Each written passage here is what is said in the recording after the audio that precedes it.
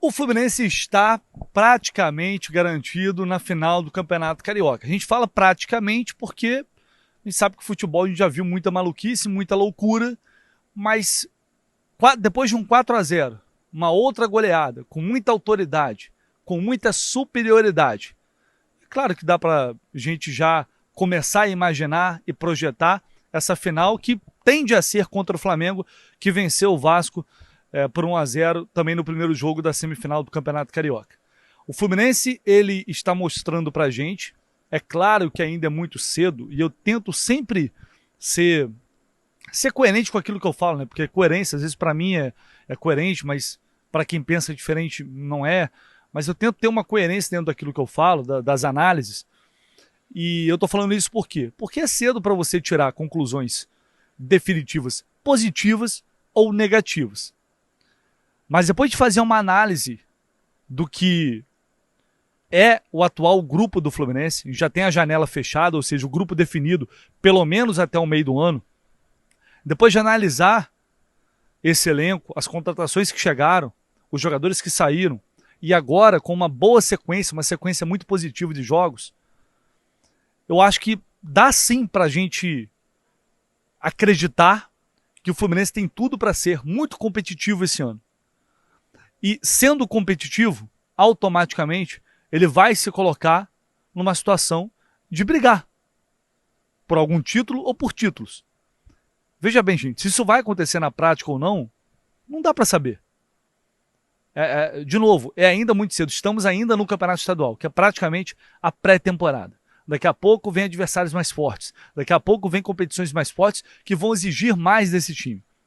Mas a gente está vendo um grupo de jogadores, um elenco, né, e um time que está sendo formado e está sim num processo de evolução. E é sobre isso que vai ser essa análise aqui, para além do resultado, essa goleada em cima do Volta Redonda por 4-0. Aliás, por sinal, se você puder já deixar o seu like, se inscrever aqui no canal se você não está inscrito, comentar, enfim, aquela coisa toda que é muito importante, vocês sabem que ajudam e tudo isso é fundamental para o crescimento aqui do canal do Lessa.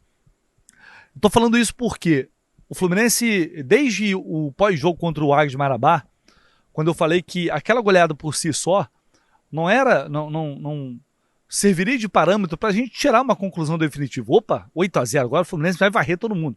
Calma. E nem o jogo contra o Bangu, para a gente tirar uma conclusão definitiva de que nada está certo, que tudo está errado e que esse time não tem futuro. Eram dois extremos, uma partida muito ruim contra o Bangu e uma goleada de 8-0. E eu tinha falado naquela oportunidade que o jogo de hoje contra o Volta Redonda de ontem, ele serviria justamente para a gente ter uma noção melhor da evolução desse time.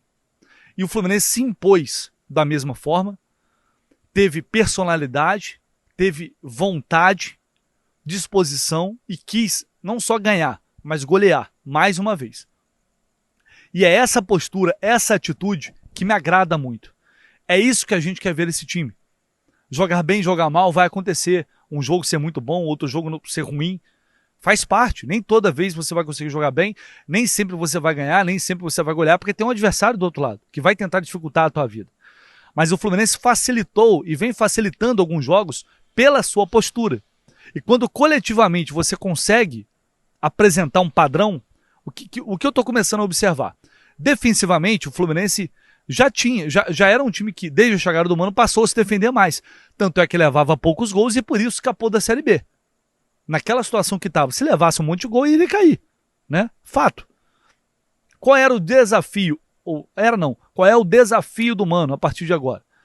É melhorar a fase ofensiva do jogo do Fluminense. É fazer esse time criar mais, é fazer esse time fazer mais gols e mais do que isso, que envolve não só os números, mas o sentimento, a vontade de fazer gols. Esse seria, eu falei isso já há um tempo, esse seria o grande passo de evolução do Fluminense de Mano Menezes em 2025. E eu acho que aos poucos a gente está vendo essa evolução. É sim, porque eu prefiro andar assim. Torcedor que quer se empolgar pra caramba, já tá pensando em título, eu prefiro andar com os pés no chão e analisando e vendo como as coisas vão acontecendo passo a passo. A gente sabe que o Campeonato Carioca ele não é um parâmetro para toda a temporada. Mas o que a gente falou naqueles jogos de atuações ruins? Se no Campeonato Carioca você não consegue sobressair em momento nenhum, como vinha sendo, o Fluminense quase ficou fora, né, das semifinais. Aí você tem um grande problema. Se você joga bem, não dá para garantir. Se você goleia, joga bem, é superior aos times que são mais fracos, não dá para garantir, mas é um sinal de que você está fazendo coisa boa, que o trabalho está evoluindo, o trabalho está crescendo. Então, para mim, esse é o momento de mostrar que o Fluminense está caminhando nesse sentido. Os clássicos servem muito mais para a gente tirar essa conclusão. O que a gente teve de clássico? Uma derrota no Botafogo, onde o Fluminense jogou mal. Dominou o Vasco. Poderia ter vencido até com mais tranquilidade, muito melhor. E competiu contra o Flamengo, que é o time mais forte, é o rival mais forte. E a gente vai ter provavelmente mais 2 jogos nessas finais de Carioca para tirar essa conclusão. Mas a gente vê, porque eu acredito que nessa evolução. Hoje, contra o time um pouco melhor, a gente vê movimentos mais padronizados de ataque. Era isso que a gente estava cobrando tanto o Fluminense do Mano Menezes. Jogadas de aproximação, de ultrapassagem, jogada de linha de fundo, criação pelo meio, criação pelos lados, com os 2 laterais subindo, apoiando, agredindo, atacando a última linha do adversário. A gente está começando a ver isso com mais naturalidade. O lado direito do Fluminense hoje, no primeiro tempo, funcionou muito bem. Com o Ares, com o Serna, que jogou bem, né? Isso dá respaldo à decisão do Mano ter escalado o Serna como titular e não o Riquelme, por exemplo. O Samuel Xavier chegando por ali. E depois o jogo passou aí pela esquerda e o Fuentes atacando muito. Às vezes abrindo como ponta, às vezes vinha por dentro, revezando com o Canóbio. E muita movimentação. Quando você tem movimentação, você dificulta a marcação do adversário. E os gols saíram hoje também porque o Fluminense é um time que está se movimentando. Contra o Nova Iguaçu também foi assim. Já eu vou chegar nos gols. Mas percebam, a gente começa a ver um time com um padrão mais claro para agredir, para criar, para finalizar e para fazer os gols. Isso é interessante. É mais importante do que o resultado final em si. A gente vê um primeiro gol saindo porque o Canóbio é um jogador incansável. São 5 jogos. São 5 gols nos últimos 4 jogos. Não é para casa. É um cara incansável. Ele acredita até o fim. Ele vai até o fim. E ele só fez aquele primeiro gol por isso. Se ele tivesse meio que desistido, diminuído a velocidade, talvez o Ayrton Silva percebesse que deu o passe errado e ainda chegaria para brigar. Não dava tempo porque o Canóbio já vinha no embalo. Porque ele vai. Não adianta, ele persiste. A gente vê aquele golaço o segundo gol, passe magistral do Ares, mas a movimentação, o Canóbio saiu lá da esquerda, veio para o centro, 2 jogadores acompanham o Ares e ele fica sozinho. Lindo o passe dele, mas tudo é movimentação. O terceiro gol, golaço do John Ares, ele acontece como? O Serna agora, ele não está aberto aqui na direita, ele está lá na posição de centroavante. E aí quando o Ares puxa para o meio, o Serna faz o quê? Fica parado? Não, ele puxa a marcação para cá. Faz a diagonal, leva 2 caras com ele, o Ares fica com o campo livre para finalizar. É isso que eu falo para vocês, que é algo que faltava muito e a gente está vendo essa atitude. E aí o segundo tempo, o Fluminense tirou o pé, mais devagar, tranquilo, que é normal, já estava vencendo por 3-0, natural, mas ainda assim criou várias oportunidades, teve chances, claro, teve chance com o Hércules, teve chance com o Ares, que perdeu um gol praticamente sem goleiro, teve chance com o Everaldo no segundo tempo, teve bola na trave do Hércules. Várias oportunidades foram criadas, porque o time não parou de atacar. E o gol do Cano, ele sai num contra-ataque, numa bola esticada pro Keno, que arranca, leva, faz uma boa jogada e o Cano faz o gol. Então essa postura que tá me agradando. E a gente quer ver um Fluminense sempre assim. E hoje o Mano tem mais peças para fazer isso. Tem jogadores que são características diferentes, tem jogadores fortes, com muita força física e qualidade no meio de campo. Bernal, Martinelli, Hércules, Otávio, olha só. Estou falando de 4 caras jovens com qualidade, para sustentar o ritmo. Antes o Fluminense começava a mexer, o time caía de ritmo. Agora mexe e mantém, não só mantém, às vezes melhora. Isso é um bom elenco. Isso é um elenco que dá a oportunidade, a chance ao treinador de fazer coisas diferentes. E aí o treinador tem que mostrar o trabalho dele. E aí o Mano vai ser cobrado por isso, evidentemente. Mas eu acho que a gente está me parece estar no caminho certo. Me parece que a coisa está ficando mais clara. E o Fluminense, à medida que o tempo for passando, com jogadores... Lembrando que tem Paulo Henrique Ganso para estar nesse time ainda. Está evoluindo, está crescendo. Outra coisa, aspecto físico é fundamental para isso. Para você manter o ritmo, aspecto físico é fundamental. Muita gente fala, mas por que saiu o Marcos Seixas? Gente, Marcos Seixas saiu ontem. Pouquíssimo tempo. Não faz sentido isso. É uma evolução natural. Pode ser que o trabalho do Flávio Oliveira agora seja muito melhor que o Marcos Seixas. Pode ser. Mas é uma evolução natural, à medida que o tempo vai passando, você vai treinando, vai ganhando condicionamento, os jogadores vão entrando num ritmo melhor e agora já estão próximo da sua capacidade, 100% da sua capacidade. E aí você vai ganhando corpo. Tem jogadores jovens, jogadores fortes, você vai ganhando, e agora a gente vê que aquela diferença física para os times menores não existe mais. Então é um caminho interessante que está surgindo. E o Mano Menezes falou sobre isso, e ele falou sobre um outro tema também, que é o aproveitamento dos jogadores que estão chegando, dos reforços que estão chegando, como é o caso do La Vega. Era impossível a gente entregar um jogo muito melhor.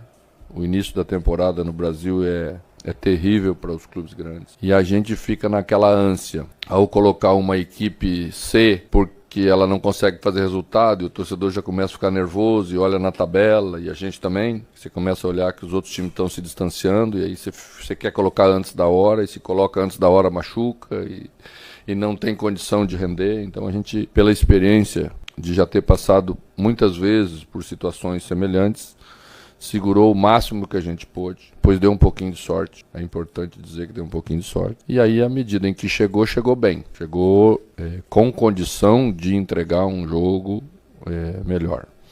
A exceção foi o jogo diante do Bangu, onde a gente não teve bem, mas eu disse aqui que aquele não era a gente, que nós éramos a outra equipe que tinha jogado os jogos anteriores, e os 2 jogos seguintes confirmaram que a gente tinha razão em relação a isso. A equipe começa a poder enfrentar o adversário com mais lucidez, com construção de jogada de qualidade, à medida em que a equipe vai se afirmando, como foi possível ver nesses jogos. Acho que cada vez a gente pode entregar mais, os jogadores vão ganhando esse lastro de equipe bem postada em campo, vai criando dificuldade para os adversários, e ao criar dificuldades, tanto ofensiva quanto defensiva, a gente se torna uma equipe bem forte, que é o que precisa ser nessa hora importante. O elenco do Fluminense é um bom elenco. É um elenco que permitirá ao treinador fazer várias escolhas diferentes de maneira de jogar, de ter alternativas para jogos diferentes. Acho que o mais importante é as pessoas entenderem o seguinte: nem sempre dá para ganhar assim. Nem sempre dá para ganhar assim. Nós vamos jogar com outro tipo de adversário, às vezes, que não vai permitir. E que nós vamos ter que ter outras escolhas, né? Não porque eu goste mais disso ou mais daquilo, porque nos aproxima mais de vencer adversários difíceis, outra maneira de jogar. E tenho certeza que trabalhando do jeito que estão, vamos ter coisas boas no ano para o Fluminense, é o que eu quero. Eu penso em relação a todos os jogadores que chegam da mesma maneira. Sempre que se você traz alguém, se contrata alguém, se cria uma expectativa muito grande sobre os jogadores. E eu procuro dar a eles uma condição para quando eles entrem bem. Porque senão a mesma expectativa vira frustração. E aí depois é ruim você retomar, né? Você lembra quanto tempo demorou para Fuentes entrar? Pois é, quando o Fuentes chegou, estava com bastante dificuldade física. A gente teve que trabalhar, construir o atleta para essa necessidade que é jogar de 3 em 3 dias no futebol brasileiro e já poder recuperar para o outro. E quando entrou muito bem, atendeu todas as expectativas e hoje já está se tornando, né, um jogador indiscutível. Então, para os outros também vale a mesma, para os jovens vale um pouquinho mais às vezes. E por que eu concordo com o Mano nessa questão do La Vega? Realmente ele tem razão. Eu mesmo pedi o La Vega para entrar nesses 2 jogos. Talvez contra o Volta Redonda no jogo da volta, poupando alguns titulares, pode ser que ele volte. Mas realmente, se você parar para pensar, vocês vão lembrar, quando o Fuentes faz os primeiros jogos dele pelo Fluminense, ele é muito criticado, fez jogos ruins, inseguro, errando pra caramba. E ali já tinha muita gente falando, esse lateralzinho aí, sei não, hein? É fraco, hein? Lembram disso? Teve. É porque depois muita gente esquece. E aí na reta final do campeonato ele, jogou pra caramba. Mas às vezes você coloca um garoto como o La Vega aí, e o moleque faz 1 ou 2 jogos ruins, aí já começa, não é isso tudo não, hein? Esse cara aí, sei não, hein? Então o treinador tem a tranquilidade de fazer isso aos poucos, e hoje tem essa possibilidade, porque tem bons jogadores que estão jogando. Não é que o Fluminense está precisando desesperadamente. Agora o La Vega, agora o Lescano, agora o Isaac tem que jogar de qualquer jeito, agora o Riquelme tem que jogar. Aos poucos, os caras vão entrando no time, numa situação, um time que já está coletivamente andando bem, né, já está em evolução, está ganhando jogos, é muito mais tranquilo para eles fazerem esse processo de transição, ainda mais esses jogadores mais jovens que vêm de fora e precisam de uma adaptação em vários sentidos. Por isso eu concordo com essa fala do Mano também. E para fechar aqui, só para fechar mesmo, o maior reforço que o Fluminense poderia ter. Vários jogadores chegaram, 150 milhões na janela, por aí, mais ou menos, mas o maior reforço se chama John Ares. Esse jogador é um absurdo. O que esse cara faz, dá para contar no dedo. Aqui de uma mão, e olha lá, não sei não. Que alguém que joga futebol no Brasil hoje, no nível desse cara. O que ele faz em campo. E como ele faz, né, em todo lugar onde ele está. O golaço é apenas a cereja do bolo. Mas a bola cola no pé, ele tá num lugar, tá no outro. O jogo anda, toca, passa, recebe, finaliza, cruza. Faz tudo. É um jogador absurdo. Esse ídolo do Fluminense chamado John Ares. É impressionante a diferença que ele faz. E tomara que ele fique aqui por muitos e muitos anos ainda. Porque realmente é um jogador muito, muito diferenciado. Hoje foi mais uma prova disso. O Fluminense tem um jogador muito diferente e que qualquer time do futebol brasileiro, o Ares seria titular hoje em todos os times do futebol brasileiro. Qualquer um, pode mandar vir, o Ares jogaria. Tanto é que o Palmeiras saiu doido para levar ele, né? O Fluminense falou que não aceitava vender. Pois é isso. Acho que a gente está encontrando o caminho, estamos encontrando o norte. Quarta-feira, jogo muito importante, jogo eliminatório, jogo único contra o Caxias, para avançar de fase na Copa do Brasil, que é fundamental. Depois vai dar para administrar um pouco. Talvez o jogo da volta aqui no Volta Redonda, o segundo jogo seja aqui no Maracanã, isso vai ser definido. E aí, meus amigos, é partir para as finais do Campeonato Carioca, que a gente vai estar lá com toda certeza. Um abraço, se essa não tá, deixa o seu like, seu comentário, se inscrever no canal. Tamo junto, valeu.